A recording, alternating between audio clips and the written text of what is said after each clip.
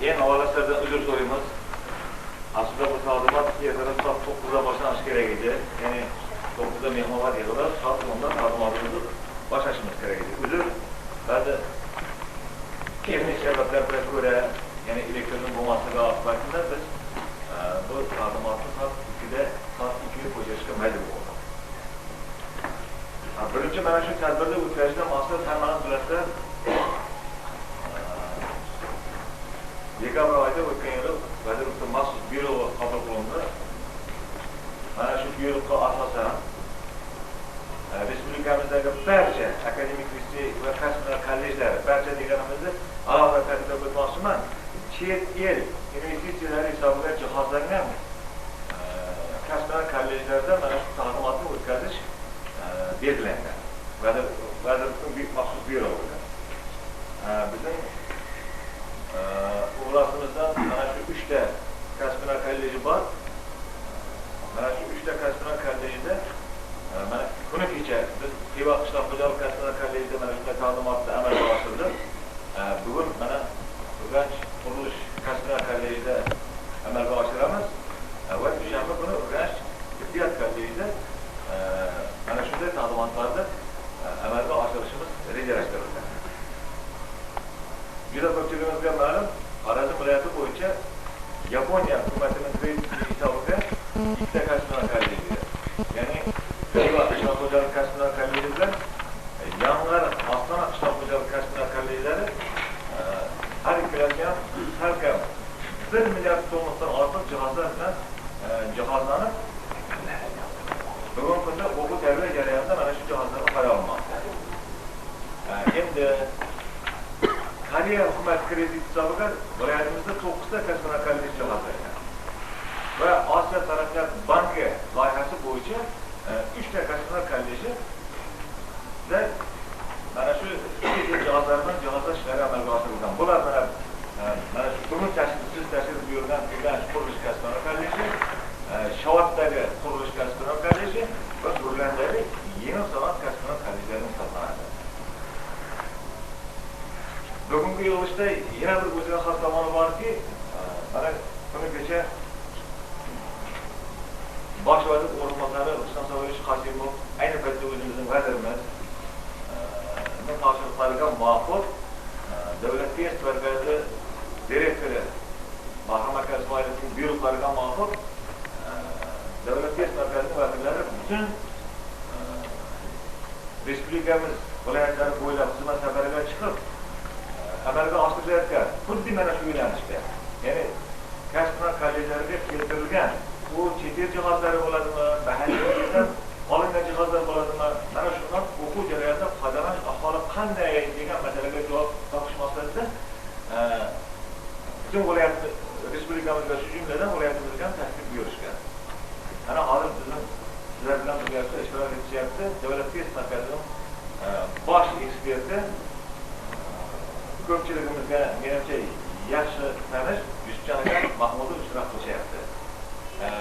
Va shu jarayonda o'zimizdan o'rta maxsus kasblar ta'lim markazi direktorining o'rinbosari, akademik litseylar boshqarmasining boshlig'i Anvar aka Yunusovlar mana shu tadbirda ishtirok qilishyapti. Asosiy maqsad nima? Maqsad juda bir katta miqdordagi, masalan, Xivazdagi sizning kollejimizga adashmasam 688 million so'mlik miqdordagi jihozlar Osiyo taraqqiyot banki tomonidan keltirilgan. Unda o'ylab qaraydigan bo'lsa 688 million plus Koreya kredit hisobiga. Bu hazilangan pul emas. Davlat mana shu kasblar kollejlarining maqomini ko'tarish uchun kasblar kollejlarida haqiqatan bir ilmli, ayni paytda kasblar asoslarini, kasb mohiyatiga ega bo'lgan o'quvchilarni shakllantiraylik. Shu orqali mamlakatimizda bir dunyoviy tarzda kichik va o'rta biznesni rivojlantirib, mamlakat iqtisodiyotini ko'taraylik degan maqsadda mana shunday katta buyuk bir ishlar amalga oshirilyapti. Mana shu shuning uchun ham chet ellar bilan har xil o'zaro hamkorlik shartnomalari tuzib, uzoq muddatlarga ko'chirilgan grantlar, kreditlar asosida birinchi shu ta'lim tizimini rivojlantirish orqali butun mamlakat iqtisodiyotini ta'minlash masalasini o'rtaga tushuntirishga qo'ydim. Shu maqsadga erishish yo'lidagi mana birinchi qadamlar. Qanaqa natija beryapti? Oradan 3-4 yillar o'tyapti. Shuncha million so'mlik jihozlarni biz olib kelib o'rnatyapmiz. O'quv jarayonidan foydalanyapmiz. Natija qanaqa bo'lyapti o'zi degan bir muhim bir savollarga javob topish maqsadida va ayni paytda egallangan tajribani ommaga yoyish maqsadida siz bilan biz mana bu yerga biz tashrif buyuramiz. Shuning uchun agar ijozat bersangiz, mening eshitishimga qaraganda mana shu yerga tashrif buyurgan rahbarlar, direktorlarimiz bor, direktor o'rinbosarlari bor, umumta'lim fanlari o'qituvchilari va maxsus fanlar o'qituvchilari, shuningdek ishlab chiqarish ta'lim kurslarida tashrif buyurgan. Mening eshitishimga qaraganda ko'pchiligimiz hammani o'quv-xonalaridagi bo'layotgan jarayonlarda ustaxonani qanaqa qilib jihozlanganligini, qanaqa jihozlar keltirilgan, ulardan foydalanish bo'yicha har bir jihozdan foydalanish bo'yicha hattoki metodik qo'llanma tavsiyalargacha sizlar tanishib chiqqansizlar. Shuning uchun agar qo'shimcha takliflar, qirg'izlar bo'lsa, albatta inoat qilamiz. Ruxsat so'radim, shu holatni e'tiboriga olib turib, ozgina kun tartibiga o'zgarish kiritsa bu bugungi shu mana shu chet el jihozlaridan foydalanish bo'yicha dars xonalarida aynan shu Urganch qurilish kasblari kollejida qanday amalga oshishi bo'yicha shu kollej direktori, arxitektura fanlari nomzodi Ivatlarga bajonib so'zni bersakda keyin savol-javobga o'tib, oldimizda yechimli tajriba almashish zavobga bir-birimizdan ham yaxshi yomon tomonlarimizni bilib olish, bir-birimizga o'zimizning kerakli maslahatlarimizni berib, har kim hamma o'zining shu kollejda kadrlar tayyorlash milliy dasturi asosida qo'yilgan talablarni bajarishga o'z vaqtida to'laqonli bir javob beradigan o'zimizning ijobiy harakatlarimiz bilan shu prezidentimizga, hukumatimizga o'zimizning qilayotgan ishlarimizni, mehnatlarimizni ko'rsatib javob berish uchun mana shu yerga to'plaganmiz. Shuning uchun ruxsat bersangizlar, so'zni Ibodat aka sizga bersak. Marhamat. Assalomu alaykum, hurmatli o'rtoqlar. Bilasizlarki, mana shu kadrlar tayyorlash milliy dasturi qabul qilingandan keyin respublikamizda keng darajada ishlar, qamrovli ishlar hayotga tatbiq qilinib boshlandi. Ana endi ta'lim to'g'risidagi qonunni qabul qilinganligi, kadrlar tayyorlash milliy dasturi to'g'risidagi qonunni qabul qilinganligi va kasblar kollejlarini yo'nalishlari va ularni qanday bo'lish kerakligi ekanlariga qo'yilgan masalalarga qarata rahbar sifatida men nimadan ishni boshlash kerakligini sizlarga bir qisqacha o'zimning ish faoliyatimdan ham gapirsam va umuman direktor faoliyati uni lavozimidan kelib chiqib ishni joylarda qanday tashkil qilinganligidan axborot bersam, so'ng istiqbolli rejalarni ham misol qilib keltirsak shu narsaga. Birinchi, mana direktor faoliyati nimalarga tayanadi? Huquqiy hujjatlarni o'rganish va amalda qo'llashga. Normativ huquqiy hujjatlar o'zi nima? Bunga qanday tavsif beriladi? Bilasizlar, 2000-yil 14-dekabrda Oliy Majlis tomonidan normativ huquqiy hujjatlar to'g'risidagi qonun qabul qilindi. Bu qonunda umumiy majburiy tusdagi davlat tomonidan belgilanadigan, o'zgartira oladigan va qo'shimchalar kiritishga to'g'ri keladigan har bir qabul qilingan qarorlar, bu nima? Normativ huquqiy hujjatlar. Ularni kimlar qabul qilishi mumkin? Normativ ya'ni hujjatlarni avvalambor birinchi biz bilamiz Oliy Majlis, Prezident farmonlari, Vazirlar Mahkamasining qarorlari, vazirliklarning, shuningdek viloyat, tuman, shahar hokimlari tomonidan bu narsalar nima? Normativ huquqiy hujjatlarni qabul qilish ularga berilgan. Bularni qay darajada, nimalar asosida qabul qilinishlari mana shu qanday tartibda bu hujjatlarni qabul qilinishlari davlat ekspertizasidan qanday o'tkazilishi, qanday qilib chap qilinib harakatga keltirish masalalari hammasi shu qonunda o'zining ifodasini topgan. Biz bilamiz, bizda asosiy bosh qonunimiz konstitutsiya.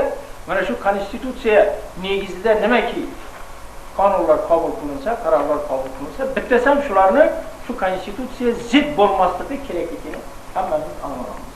Konstitutsiya negizida mana ta'lim to'g'risidagi qonun, kadrlar tayyorlash milliy dasturidagi qonun, prezident farmonlari, oliy majlis qarorlari, qonunlar, vazirlar mahkamasining qarorlari bu yerda mana o'zining ifodasini topib, eng pastda nima qo'yilish ustavi, bu viloyat va shahar hokimliklarida tasdiqlangandan keyin, ro'yxatdan o'tgandan keyin bu ham o'ziga yarasha kuchga ega.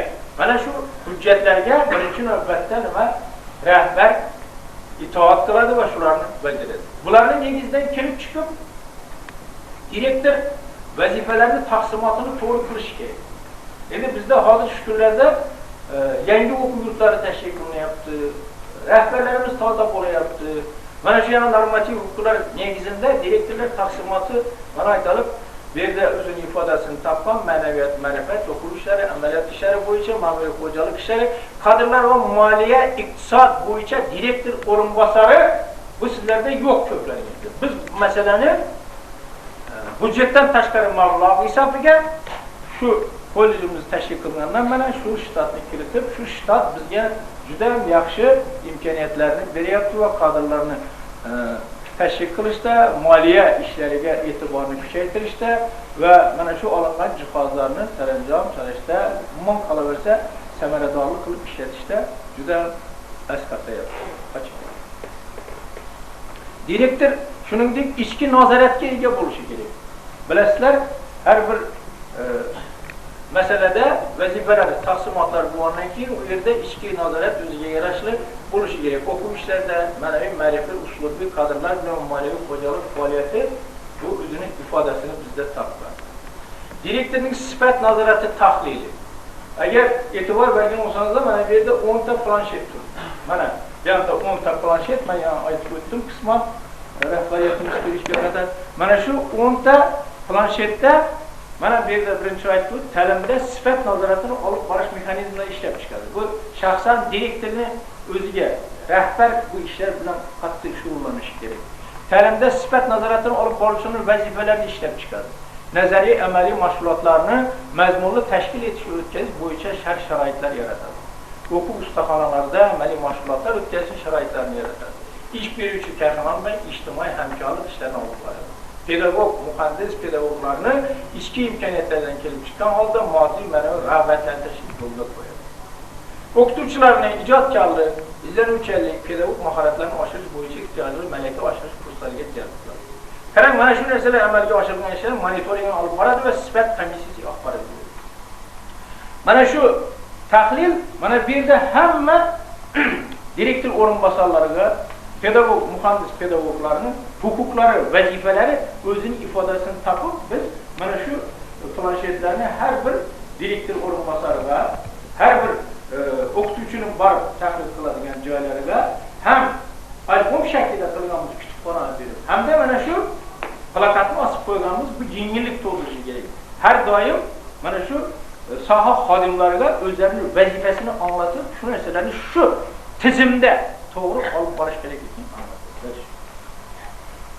Shuningdek, bilasizlar, hozir mana yaqinda hammangizning xabaringiz bor, 2005-yil 2-mart 39-sonli buyruq asosida hamkorlik masalasi universitetlar bilan qo'yildi va universitetlarda nima? Universitetlarda prorektor lavozimi kiritildi. Shu prorektor lavozimi kiritilish munosabati bilan o'quv yurtlarida asta-sekinlik bilan ularni filiallarini, tayanch o'quv yurtlarida filiallarni tashkil qilish, kafedralarning filiallarini va hamkorlikda ish olib borish masalalari. Bu ish bizda bundan 7-8 yil burun ham bo'lgandi. 5 yil davomida Samarqand arxitektura qurilish institutining professorlari, dotsent va domlalar bilan juda yaxshi hamkorlikda ish olib borganmiz. Mana shu buyruqning chiqishi bilan bu ish mana universitet bilan ham yaqindan uzviy bog'landi va hozir bu borada juda keng ishlar yo'lga qo'yilib, rejali asosda amalga oshirilmoqda. O'z samarasini bermoqda. Qo'llanmalar, referatlar, ilmiy uslubiy qo'llanmalarni tayyorlashlarda mana shu universitet kafedrası bilan bizning kafedralarimiz yuragida ish olib bormoqda. Kollejning ijtimoiy iqtisodiy vazifalarini bajarilishi. Bilamiz, har bir o'quv yurtida o'ziga zaruriy narsalar, jihozlar hammasi kelishi kerak. Mana bu yerda bütün şu sohaga oid va zarur bo'lgan narsalarning borligini biz mavjudligini ko'rsatib o'tyapmiz. Zamonaviy o'quv jihozlari, bino inshootlarning mavjudligi, pedagog texnologiyaga mukammal egallagan zamonaviy texnika jihozlarni samarador foydalangan yuqori malaka pedagog muhandis pedagoglarning mavjudligi, kutubxona fondining mavjudligi, davlat ta'lim standartlari, tarmoq standartlarining mavjudligi, o'quv rejalarining mavjudligi, dasturlarning mavjudligi, ehtiyoj yo'nalishlarining aniqlanganligi, tuzilgan shartnomalarning borligi, ishga joylashtirishning yo'lga qo'yilganligi, ota-onalar kengashining doimiyligi, moliyaviy xo'jalik ishlari tashkil etilganligi, davlat va jamoat tashkilotlarida kollej manfaatlarini doimiy yaqlanmoqda. Qayerga bormaylik, ularning ehtiyojlari, zaruratlari bilan hokimiyatda bo'ladimi, markazda bo'ladimi, boshqarmada bo'ladimi, har doim mana shu narsalarni manfaatini yaqlab, ularga zarur bo'lgan masalalarni yechimini topishda harakat qilmoqda. Homiylarning mavjudligi maddiy texnika bozoridan foydalanır. Bu bugungi holatimiz bizning. Hozirgi holat. Qanday holatda bugun kollej quvvatidan foydalanish darajasi bugun 150%. Umuman o'quv yurtining quvvati 750 o'quvchiga mo'ljallangan. Biz bugun 1134 o'quvchini tarbiyalayapmiz va bilim beryapmiz. Quvvatdan biz juda ham foydalanyapmiz. Bu meseleni nima qilishimiz kerak? Yil sayin biz bu borada qilinishi kerak bo'lgan ishlarni belgilaymiz. Ko'rasizlar, keyingilarda bu narsalarga e'tibor beramiz. Jihozlardan ta'lim jarayonida foydalanish darajasi 80. Aholiga pullik xizmat ko'rsatishda foydalanish darajasi 15%. Kollejda mavjud bo'lgan jihozlarni ta'minlash foydalanish darajasi 30. Yangi jihozlar bilan to'ldirib borish 10. To'garaklarda foydalanish darajasi 80, ilmiy tekshiruv maqsadida foydalanish 25% tashkil etadi. Pedagoglar tarkibi ve ilmi uslubi faaliyet. İlmi dereceli pedagoglar bugün de 10%'ni teşkil kıladı. Oliy ma'lumotlar 100%, bosh o'qituvchilar 20, yetakchi o'qituvchilar 20, katta o'quvchilar 20, o'qituvchilar 40%, zamonaviy ta'lim texnologiyalar asosida dars o'tadigan pedagoglarimiz hozir 65%ga yetkazdi. 65%. Ta'lim tarbiya jarayoni o'quv ishlab chiqarish jarayoni. O'quvchilarni o'zlashtirishning sifat darajasi shu bugunda 74%ni tashkil qiladi. Ya'ni bu 4-5 ga o'qiyotganlar, 4-5 ga o'qiyotganlar. O'quvchilar davomati 90%, o'rtacha 90%ni tashkil qiladi. Bir o'quvchiga to'g'ri keladigan o'quvchilar soni 1.18. Bu yana ham qanday bo'lishi kerak, kelgusida nima qilishimiz kerak? Buni sonini ham biz istiqbolli rejamizda ko'rsatganmiz. Bu narsa bilan tanishamiz. Fanlarning o'quv uslubi mujmallar ta'minlash darajasi 80, darslik adabiyotlar bilan ta'minlaydi 75, o'quv yili dasturlar bilan ta'minlaydi 100%. Budjetdan tashqari daromadlar, umumiy yillik daromadlar. Bu yil biz 22 millionni tushirdik. Mana shu 2005-yilda shu jumladan ishlab chiqarish hisobidan ta'lim xizmatidan foydalanish 85%ni tashkil qildi. O'quv uslubi qo'llanmalar ishlab chiqarish sotish hisobidan 10%, ishlab chiqarish amaliyoti qarang hisobidan 5%. Bu yana nimani bildiryapti? 5% degan gap, hali olingan jihozlardan to'laqonli, samarali biz foydalana olmayapmiz. Bunga e'tibor kun sayin, soat sayin oshib borishi kerak va bu borada bizlar dasturlar ishlab chiqdik. Bilasizlar, 2006-2010 yilga ta'lim sifatini jonlantirish va qolaversa mana shu bandlikni ta'minlash masalasi yuzasidan respublikamizdan, viloyatdan dastur ishlandi. Kollejning ham bu boradagi dasturi ishlab chiqildi. Bu ham e'tiborni oshirishni talab etadi. O'quvchilarni moddiy rag'batlantirish 15% doirasida budjetdan. Shuni bilan bir qatorda maxsus shotimiz undan ham bor, lekin uni ham qo'shsak 30%ga yetib boradi. O'quvchilarni ijtimoiy himoyalash, uning daromadi 5%ni tashkil. Ijtimoiy hamkorlik. Mana Vasiylar kengashi a'zo bo'lgan korxona muassasalar soni shu kunda 5 ta. Bu kam va bularning ishini biz yana canlandırışımız gerek. İçtimai hamkorlikning ishlab chiqarish amaliyotidagi ishtiroki 60%, bitiruvchilarning ishga joylash darajasi 90%. Shu jumladan o'z sohasi bo'yicha ishlayotganlar 55% tashkil qiladi, o'z sohasiga yaqin sohada ishlayotganlar 20%, ijtimoiy foydali faoliyat bilan shug'ullanayotganlar 15%. Bu yerda 10% yo'q. 10% qayerda degan gap? 10% ko'plari oliy o'quv yurtlariga ketyaptilar, ko'plari armiyaga ketyaptilar, ko'plari nima boshqa joylarga ko'chib ketyaptilar. Bularni ham biz analiz tahlil qildik. 10% boshqa joyga ko'chib ketuvchilar ham bor.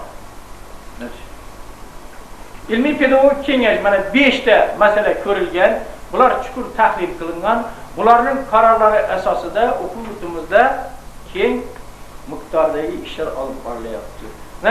Kamchiliklarimizdan o'zlarimiz ko'rib, o'zlarimiz qaror qabul qilib, o'zlarimiz nazorat qilib, ularni amalga oshirishda qarorlar qabul qilingan, qarorlar o'z samarasini bermoqda. Pedagoglar tarkibi va ilmiy uslubiy salohiyat darajasini oshirish bo'yicha 2005-2000 o'quv yilida amalga oshirilgan tadbirlar rejasi pedagoglarni malaka oshirishga bo'lgan ehtiyojlarini aniqlandi. Yosh ustalar maktabi tashkil qilingan. Hozir bu maktab harakatda. Kafedra ishlari, ijtimoiy fanlar, tabiiy fanlar, maxsus fanlar, yosh mutaxassislar maktabi tashkil qilindi. O'zaro darslarga kirish doimiy ravishda bor. Boshqarma tomonidan rejalashtirilgan malaka oshirish kurslari ishlab chiqarish korxonalarida malaka oshirishlar yo'lga qo'yildi. Pedagoglarning malaka oshirishga bo'lgan ehtiyojlarini aniqlash. Mana bu yerda maqsadi o'zining ifodasida kutilayotgan natijalar. Malaka oshirish ehtiyojlarini aniqlash, malaka oshirish yo'naltirishlarini va kurslarni belgilash, malaka oshirish rejasini ishlab chiqarish. Mana bu yerda direktor, metodist, kafedra mudirlari o'quv yili boshida mas'ul qilib belgilaydi. Yosh ustalar maktabi bu yerda uning maqsadi kutilayotgan natijalar, mas'ul shaxslar va muddatlari belgilangan.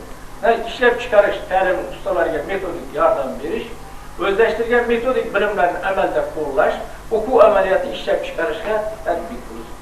Har oyning 2 va 4 payshanbasida bosh usta mas'ul qilib belgilaydi. Kafedra ishlari, ijtimoiy fanlar, tabiiy fanlar, maxsus fanlar. Bu yerdan maqsadimiz kutilayotgan natija mas'ul shaxslar belgilangan, o'qituvchilarning pedagogik mahoratini oshirish asosiy maqsad qilib qo'yilgan. Yosh mutaxassislar maktabi. Maqsad kutilayotgan natija mas'ul shaxs muddatlar belgilangan. Ta'lim jarayonini to'g'ri rejalashtirish va amalga oshirishni o'rgatish.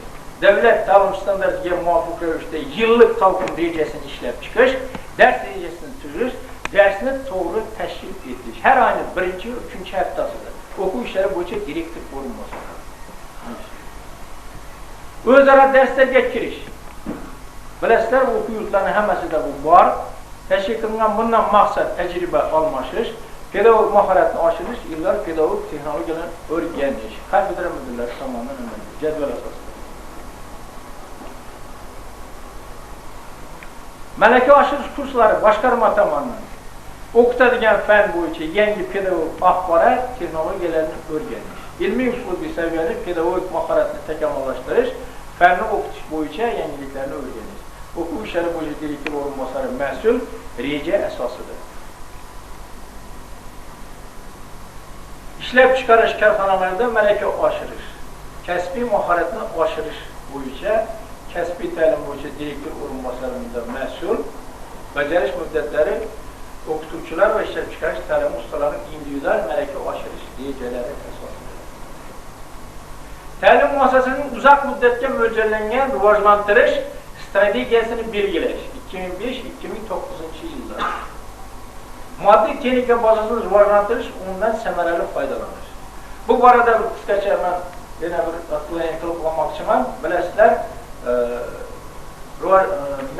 markazdan o'qishlar bo'ldi, aytalik. Ta'lim markazida shu o'qishlarda mana shu istiqbolli rejalarni ishlash masalasi bo'yicha ham seminarlar o'tkazildi. Mana shu seminarlardan qaytgandan keyin bizlar o'tgan yili butun pedagog kollektivni, direktor o'rinbosarlari va kafedra mudirlari, dekanlarning hammasini yig'ib, ular bilan fikrlashib, oldimizda turgan işlərini təhlil qıldıq və mənə şu maqsadlarını 2005-2009 yılda aşırış məsələsini belgilədik. Birinci, oku yurdunun küçük tamallarını anıqladıq. Qanday küçük tamallarımız var? Oku yurdunun qanday küçsüz tamalları var? Oku yurdunun qanday imkaniyetləri var? Oku yurduya nimələr təhdid salmaqdır? Mana şu 4 faktorunu alıb hər bir oku yurdu bu nərsəyə şunda yandaşsa, lakin heç əsəri yaşırmasın gerek. Heç əsəri börtürməsin gerek. Və bu strategiyanı işləb çıxılsa, gerekli yerlərdə şu məsələni maqsadlı qılıb qoyuladigan bolsa, mənimcə keyingi 5 illikdə işlərimiz səmərə verir. Mana bir də maddi texnika bazasını rivojlantırış ondan səmərəli faydalanış üçün 5 ildə kollej quvvatdan faydalanış dərəcəsi 150 bolğan. Hazır mənə 150, 140, 120, 110, 100-gə düşürmüş. Hazır 1.6 koeffisiyentga bizlər qabulunu kötərib turubmuş. Asta-sekinlik bilan mana şu nərsəni jarayanlarını nima qilish joyiga keltirish, 750 o'rinda tushirish. Biz nechun nimani beryapti? Qarang, kollejda ta'lim jarayonida foydalanish darajasi 80, 85, 90, 95, 100% ga chiqish mo'ljallangan.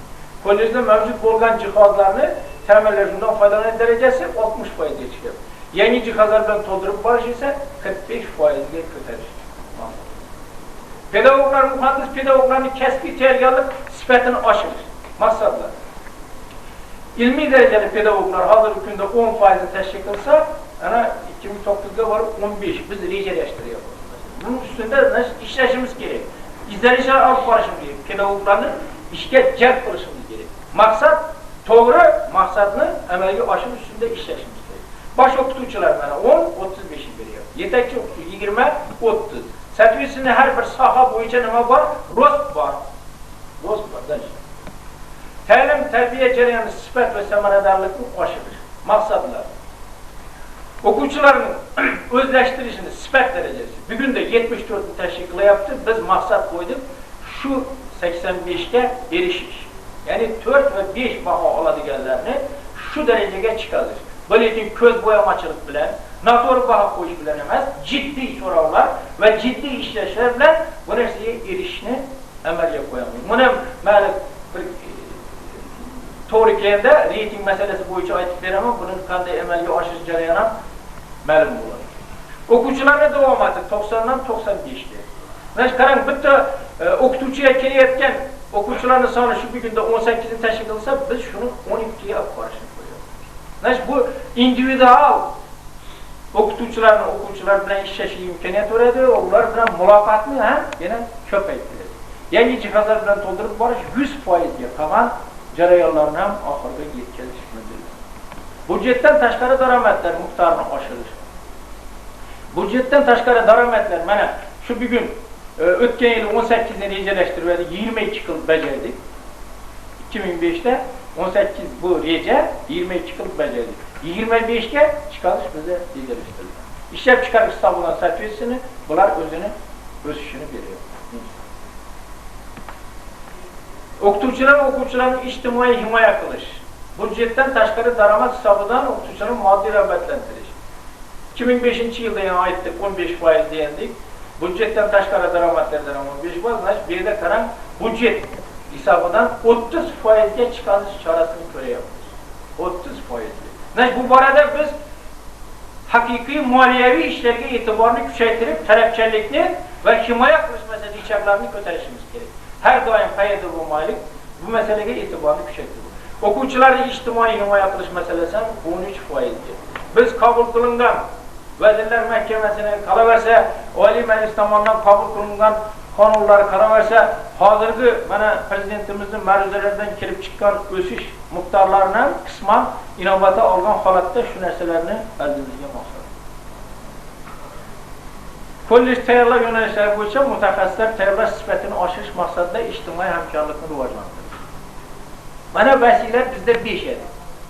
10 ga chiqarishni qo'yapmiz. Izlab, topib, ular bilan hamkorlikni Mana ijtimoiy hamkorlik ishlab chiqarish amaliyotini tashkil etishda ishtiroki bugunda 65% bo'lsa, shuni 100 ga chiqarish. Hamma jarayonni qamrab olishimiz kerak. Biror masala ochiq qolmasin kerak. Bu bizlarning oldimizga qo'yilgan maqsad. Mana pedagog, muhandis, pedagog boshqa xodimlar bilan olib borilayotgan ishlar. Bu borada men bir ozgina aniqroq fikrlarni sizga yetkazishimiz kerak.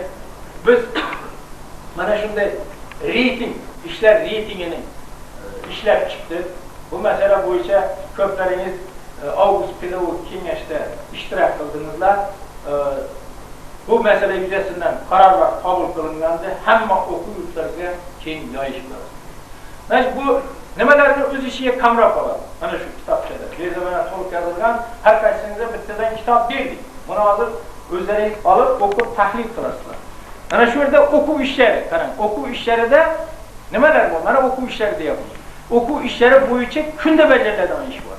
Haftada bajariladigan ish bor. Oyda, semestrda va yilda bajariladigan ish bor. Nimalardan iborat bular? Bu narsalarni bu yerda aniqladik biz. Kundalik ishi o'qituvchining nimadan iborat? Har kun o'qituvchi qanday ishni qilishi lozim? Mana bunda qarang, 12 ta vazifadan iborat ekan bu o'quv ishlari. Shundan kunda bajariladigan ish 2 ta, 10 bal oladi. Haftada bajariladigan ishi bitta ishi bor ekan, 5 ta. Oyda bajariladigan 7 ishi bor, 21 bal oladi. Semestrda bajariladigan 2, 10 bal oladi. Metodik ishlar 9 ta vazifadan iborat. Kunda bajariladigan metodik bo'lmasa mumkin, haftada bo'lmasa mumkin, oyda metodik ish qilishi lozim. 6 ta ish belgilangan. Nimalar ular? Bu daftarda bor. Hammasi nomma-nom yozilgan. Har birisi yozilgan shu narsalar. Semestrda 2 ta, 10 ta bal, 35, 10 ta bal oladi. Ilmiy tekshiruv ishlari. Mana 9 ta vazifadan iborat ekan, kundalik, haftalik yo'q. Oyda 6 ta, semestrda 2 ta. 35 bal, 10 bal oladi. Mana tashkiliy metodik ishlar 4 ta vazifadan iborat. Oyda 2 ta, semestrda 2 ta, ondan 20 bal oladi. Dachı. Terbiyevi işler. Ben 8 ta yo'nalishlardan terbiyevi ishlarda 12 ta vazifadan iborat ekan. Kunda oladigan ish bor. 2 ta. Gördünüz mü? 2 ta kunda o'qituvchini terbiyevi ishi bor ekan. O 20 bal olyapti. Haftada 3 ishi bor, 30 bal. Oyda 3 ish qiladi, 15 bal. Semestrda 3 ish, 15, yilda 1, 10 bal oladi. Malaka oshirish 4 ta vazifadan iborat. Bunda hamma shularni yozilgan. Semestrda 3, yilda 1 ekan, 15 10. Jamoat ishlari 7 ta vazifadan iborat. Haftada qiladigan ish bitta, oyda qiladigan 3 ta, semestrda 2 ta, yilda bitta. Sotsial ruhiy holatlar 4 ta vazifadan iborat. Kunda, ko'ring, sotsial ruhiy tomonlar juda katta rol o'ynayapti. 3 ta ishi bor ekan, kunda qiladigan 15 bal. Oyda 4 ta va 4 bal oladi. Ana, ochinglar. Qarang endi, hamma ishlar pedagog, muhandis va pedagoglar boshqa xodimlar bilan olib boriladigan ishlar, hamma ishlar 61 tadan iborat ekan. Mana shu kitobchada bu o'zining ifodasini topgan. Hammangiz kitobchalar bilan ochib bir qarang. Hammangizda bor bu narsa. Chunki mana shu narsani o'qib, balkim savollar bo'lsa, muloqot qilsak yaxshi yordam beradi. Mana qarang endi. Jami bal kunda qilinadigan yil bo'yicha. Mana bu yerda 45 nima 40 ta bormi? 9000 bal olyapti. Haftada 45 1300 bal olyapti. Oyda 150 bal, semestrda 130 bal. Hammasi o'qituvchining yillik maksimal bali 10510 bal, ideal o'qituvchi. Yil o'qituvchisi aniqlanadi. Yil o'qituvchisi aniqlanadi. Va har bir mana shu narsada belgilangan, mana bu belgilangan ishlar o'qituvchining vazifasidan kelib chiqadi. Bu ko'p yillik, meni shaxsan o'zimni 15 yil davomida qilgan mehnatlarimni takroriy yonib pishib ketib, qanday qilsak buni yo'lga qo'ysa bo'ladi? Nima uchun har bir shu narsalar yechimini topmaydi? Harga nima aytaverish kerak bu narsalarni? Buni nazoratini qanday qilib olib boramiz? Qanday qilsak shu ritm ishga tushadi deb ishlanib mana shu holatga kelgan. Mana hozir e'tibor bersak, qarang, birinchi semestrda biz yuqori bolagan o'qituvchilardan oldik va past bolagan 3 ta o'qituvchini oldik. Ko'ring. Bu o'qituvchi birinchi semestrda tugatdi. Agar oladigan bal sho'rda 2500 dan sal oshiq bo'lsa, mana haqiqiy bal. Bu yerda nima bo'lyapti? Abdullayev Inonbay eng yuqori balni oldi. Rahmatulloyev bek ko'rgan shuni arafasida 2-chi, 3-chi O'razaliyev, 4-chi Samandarov, 5-chi Yo'ldasheva, Yusupov va Jabbarovalar. Endi pes balagalarga qarang, Yakubov, Abdurahmonov qanday. Bularga o'sha vazifa ma'lum bo'ladi. Nima ishlarni bular oxiriga yetkazgan. Nima uchun bunday oqsoqliklarga yo'l qo'yilyapti? Mana bu narsalarni mana shu kitobchada sizlar ifoda. Shuning uchun har bir kelgan umumiy fan ta'lim o'qituvchilarga, maxsus fan o'qituvchilarga mana shundan bittadan berdik. Ana bor ekan, bittadan berdik. Mana shu boshqarma tomonidan qabul qilingan qaror bo'ladi. Kengashi qarori, Avgust pedagog kengashi qarori va boshqarma tomonidan shuni o'quv yurtlariga agar biz tatbiq qilsak, samarali ishlarni tashkil qilamiz pedagog o'qituvchilar bilan. Endi yana bitta narsani aytib shu yerda o'tib ketayim bundan burun. Mana bu yerda yangilanish yo'lidan degan kitobdan nima uchun sizlarga berdik? Bu kitobni berilishi, tarqatilishida katta ma'no bor. Mana shu kitob juda tahririyatdan yaxshi o'tdi. Mana bu yerda 14 yo'nalishda ish belgilangan. 14 yo'nalishda ochib ko'ringlar, kitoblarni bir minut applikatsiya qilsangiz ham og'aylar kitoblarni ko'rsin. Mana shu yerda 14 ta nima bor? Tabriklar bor. Bu pedagog mahoratini oshirish bilan bog'liq bo'lgan manbalar. Nimalardan iborat? Pedagogik mahoratni oshirish manbalari. Buni qarang, o'qing. O'quv tarbiya jarayoni. O'quv tarbiya jarayoni nasib tarbiyaviy vazifalar, ilmiy vazifalar va rivojlantirish vazifalari. Shu yerda hammasi o'zining ifodasini topadi. Nazariy ta'limning shakllari 14 ta mana shu olingan tablitsani tahlil qilib, o'zlaringizda o'rganib, o'zlaringizda shunga qarata bir xona tashkil qilsanizlar, xonaga yosh o'qish ishga kelgan pedagoglar bo'ladigan bo'lsa, ularni kirgizib, bir qator ko'rgazib, tanishtirib, ularni tushunmagan joylari bo'lsa, mana shularga ko'pdan ishlab yurgan tajribali o'qituvchilarni zakrifit qilib, yosh pedagoglar maktabi sifatida shu xonada mana shu pedagogga manbalarning mahoratini oshirish bo'yicha ishlarni olib borsanizlar, juda katta samara beradi. Mana shu 14 tablitsani direktorlar olib ketib, iltimos tashamanlarda shu narsalarni tahlil qilishlaringizni men so'rab qolaman. Bu mana shu ko'p yillik tajribamdan kelib chiqqandan keyin buni shu vaqtda To'xtapollat aka rizqiy ko'rib, o'qib, butun o'quv yurtlariga tezda zudlik bilan yuboringlar dedilar, lekin biz buni oxiriga mablag' bo'lmagandan keyin kerakli miqdorda chiqaza olmadik. Mana shu kitobchani olib juda ma'qul tushdilar, ular ko'rib chiqdilar, bizga o'zlarining fikrlarini aytdilar. Anvar aka, shu kitobchani olib harakatga keltirsangizda ishlaringizda ko'p yengilliklar bo'ladi. O'quv reja va dasturlarining bajarilishi. Mana bu yerda ta'lim-tarbiya olmoqda vazifalar belgilangan, umumtan mutaxassis fan dasturlari to'liq mavjud. Ular to'liq bajarilgan bo'lib, kafedralar majlislarda muhokama qilinib, mahalliy sharoitda hisobga olib tegishli o'zgarishlar, qo'shimchalar kiritilgan. Mana bu yerda qo'ying.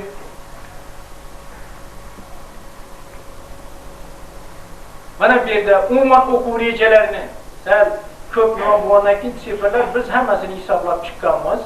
Rejada qancha, amalda qancha, necha foiz bo'layapti. Mana 13% nima berdik? Qishloq xo'jalikka chiqqan munosabat bilan 13% ga sakrashini berdik. Qarang, bu yerda hammasi bo'lib 18141 soat 15400 soatga bajarildi. Mana bu yerda 90, 95, 96 va 100% bo'lar va bularni ayrimlarini o'quv rejalarida ikkinchi semestrga rejalashtirgan narsalar. Umuman belgilangan narsa 100% ga birinchi semestrda analiz qilib chiqarilgan bajarilgan. Dars.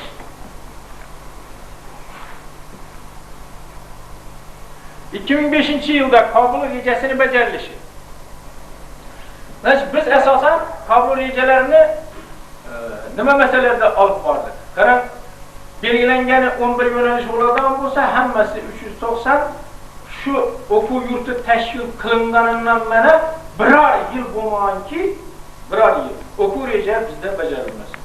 Har doim belgilangan rejalar, shuning uchun bizlar bitta yilni olib qo'yaverdik. Anvar aka, boshqa yillar hammasi 100% bajarib o'tgan yili endi qo'shimcha olinglar, 30 ga chiqaringlar deyilgan fikrlar bo'lganda, shuni bilan 40 odamni oshirib olamiz.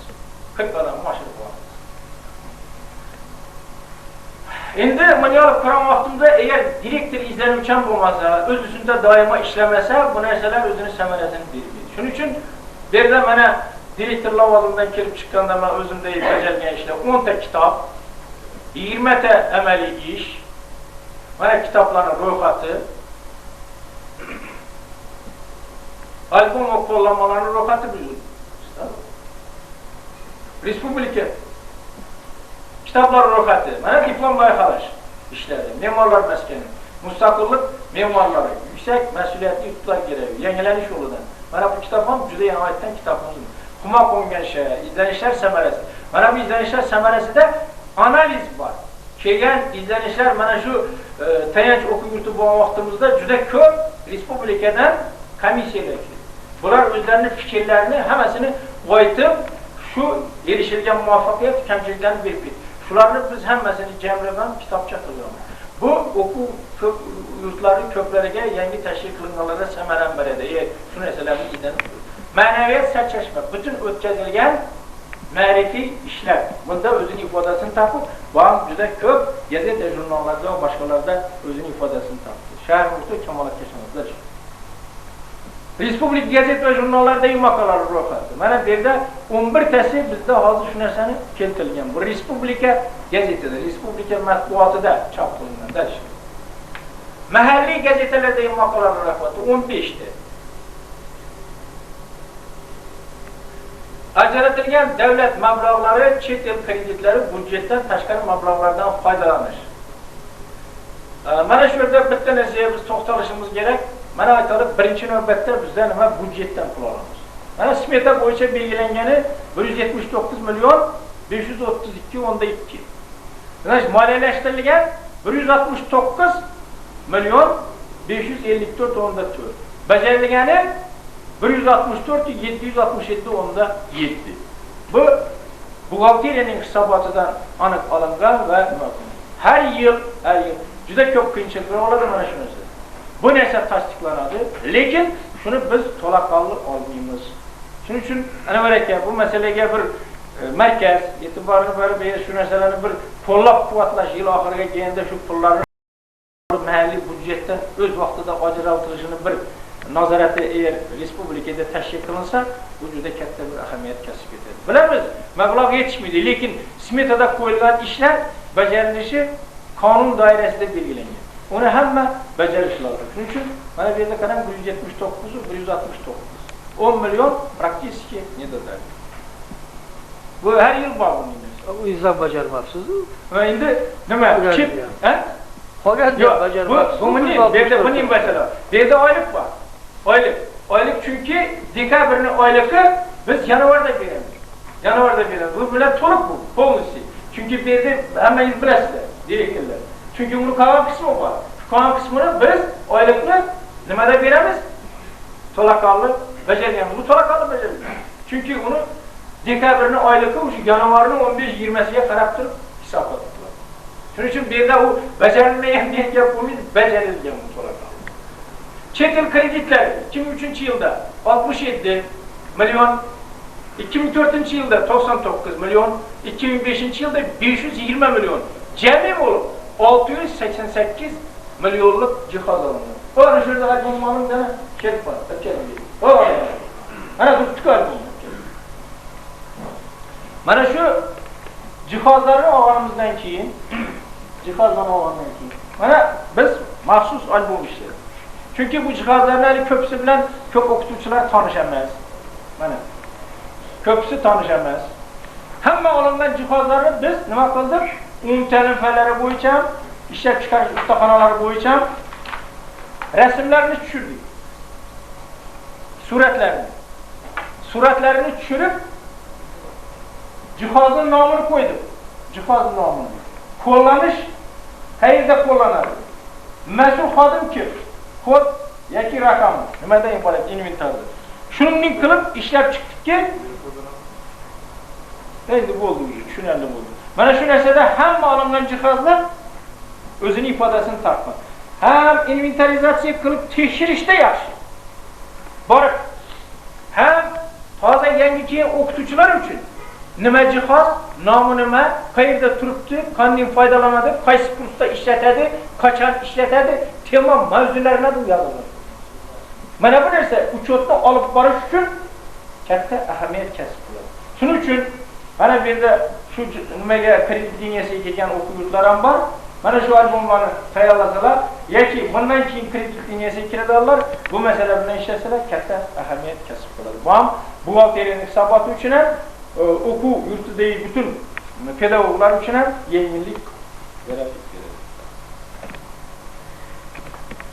O'quv moddiy ashyolarni hisobga olish, saqlash va to'ldirish, sanitariya, gigiyena, texnik xavfsizlik va yong'indan saqlash. Bu direktorning asosiy vazifalaridan birisiga kiradi, chunki rahbar avvalambor moddiy javobgar shaxslarning shartnomasini tuzishi lozim. Mana bu yerda yozilgan. Saqlash, hisobga olish, to'ldirish uchun moddiy javobgar shartnomalar tuzilgan. Xom ashyolarni saqlash uchun omborxonalar mavjud. Sanitariya gigiyena qoidalarini bajarish uchun hamshira va boshqa mas'ullar belgilangan. Doimiy tibbiy xizmat ko'rsatish xonasi tashkil etilgan. Har haftaning payshanba kuni sanitariya kuni qilib belgilangan. Bu borada hamma shu kuni tozalik, ozodalik bilan ishlaydi. Doimiy ravishda. Texnik xavfsizlik va yong'indan saqlash mas'ullari belgilangan, vazifalar taqsimoti tasdiqlangan. Bu juda ham katta joy. Mana shunga men iltimos qilaman, bu yerda har bir dekanni, aytalik fakultet mudiri, har bir zam direktori, har bir laboratoriya xodimi, kafedra müdürlerini, hammasini lavozimlari, ish vazifeleri yozilib, imzolari olingan. Chislari qo'yilgan. Har yil bu narsa yana bir bor ogohlantirilib o'tiladi. Chunki ertaga biror bir yosh yigitga biror narsa korxol bo'lib qolgan bo'lsa, o vaqtda uni tagidan chiqish juda qiyin. Tem bo'yi hozir yangi olingan jihozlar texnik xavfsizlik va yong'indan saqlash masalasiga e'tibor juda katta bo'lishi. Mana shu fakka har doim bizda obnovleniyadir. Har doim biz bunga e'tibor beramiz. Даже shu har chorakda bir sparapon qo'yamiz. Adil kadrga kelib bir tanishib ketdi. Burchaklar ham bu bo'yicha tashkil qilingan. Kabinet laboratoriya texnik xavfsizligi burchaklari tashkil hovli va binolar ichkarisida postlar mavjud, signalizatsiya o'rnatilgan. Bolalikni himoya qilish, o'quvchilar va pedagoglar mehnatini ijtimoiy himoya qilish. Mana Bakusini yo'qotgan chin yetimlar bor bizlarda 3.284.400 so'm ajratildi. Pedagoglar moddiy rag'batlantirish 1.338.300 so'm ajratildi. Kollejni tugatgan Bakusini yo'qotgan chin yetimlarga 3.290.700 so'm mablag'i ajratildi. Mutaxassislar tayyorlashda korxona va tashkilotlar bilan olib borilgan ishlar, bitiruvchilarni ishga joylashtirish. Bu mesele yuzasidan e'tibor beringlar. 2002-2005 biz avvalambor shu avval kollej bo'lgan taqdirimizda mana bu kichik muhandislar tayyorlanish shu azalidan shartnoma asosida ishi tashkil qilib keldi. Shartnoma. Har doim shartnoma. Mana shu yo'nalishlar bo'yicha shartnomalar 5 yilda har doim 5 yillik boshida tuziladi va ularning soni belgilanib, yo'nalishlar belgilanib biz o'zlarimiz qabul loyihalarimizni boshqarma markaziga yetkazdi. Lekin qisman baribir shunga o'zgartirishlar kiritish davlat komissiyasi tomonidan bor. Iltimos shu analiz qilingan, bu narsani tahlil qilingan, ko'rilgan narsalarni pastdan yuborilgandan var ekan, agar bir inobatga olib, shularni qo'llab-quvvatlansa bundan keyin juda bir katta yaxshi ishlar bo'ladi. Ham aytganimizdek, 150% ga emas, nimalar bajarish. Moddiy texnika bozorlaridan quvvatidan foydalanish. Shu belgilangan 750 bo'lsa 750 bu juda keng imkoniyatlarni ochib beradi. Qarang, bu yerda mana shu 2002-2005 ga bizda shartnomalar asosida mana shu kadrlarning ehtiyoji bor edi. Ana endi 2006, 2007, 2008, 2009, 12 dan bizlar oldik ehtiyojlarimizni aniqladik. Qarang, itogi chiqayapti shu yo'nalishlar bo'yicha. Bu narsalar bizda bor, shartnomalar tuzilgan, hammasi taq bo'lib, ular bilan ish jarayonlari doimiy ravishda olib boriladi. 2005-yilda kollejni bitkazganlar 309 ta talaba bitkazdi. Shundan 246 talaba ishga joylashdi. 17 talaba oliy o'quv yurtiga o'qishga kirgan, 46 bitkazuvchi armiya safiga ketgan va yashash joylarini o'zgartirdi. Praktiki ahvol hammasi inobatga olingan. Chunki Osiyo taraqqiyot banki tarkibida bo'lgan o'quv yurtlar Osiyo taraqqiyot bankining xodimlari bilan har bir o'quvchini uylariga darib borib aniqlab bizda guruh tuzilgan edi. Shularning har birisini spravka hujjatlarini olib, mana shunaqa hujjatlarni tahlil bitkazib bergan. Bu jarayonlar juda aniq va samara beradi.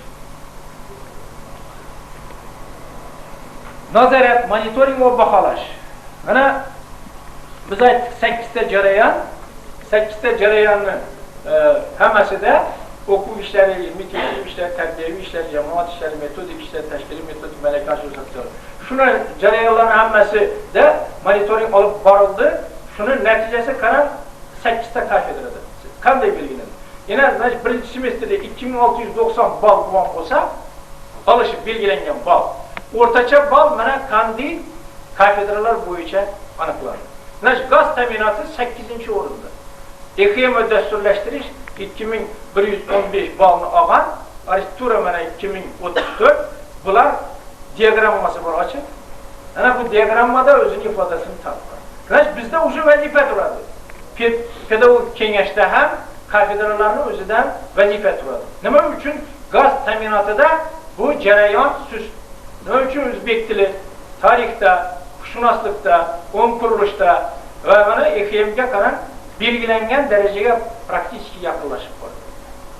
Bu men aytgan reyting kitobida belgilangan ishlar doirasidan kelib chiqdi.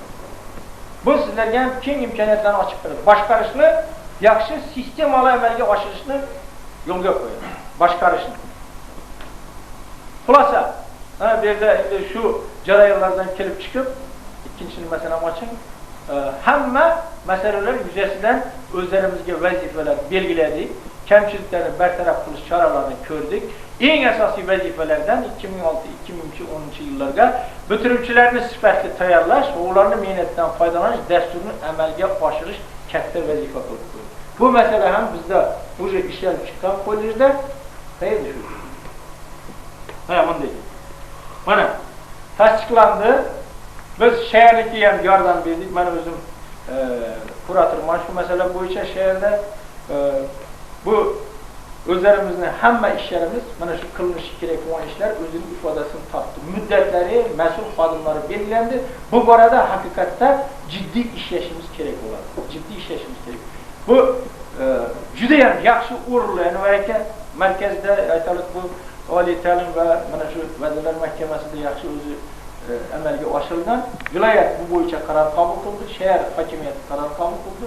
Mana hozir o'quv yurti ham bu narsa bo'yicha hammasini ishlab, nizomlarni ishlab, qanday amalga oshirish yo'llarini kimlar bilan shartnomalar tuzishlarini hammasini belgilagan. Endi qaysi o'quv yurtlari bu narsani qilmagan bo'lsa, buni albatta zudlik bilan ishlab chiqish lozim. E'tiborlaringiz shu rahmat. Savollar bo'lsa men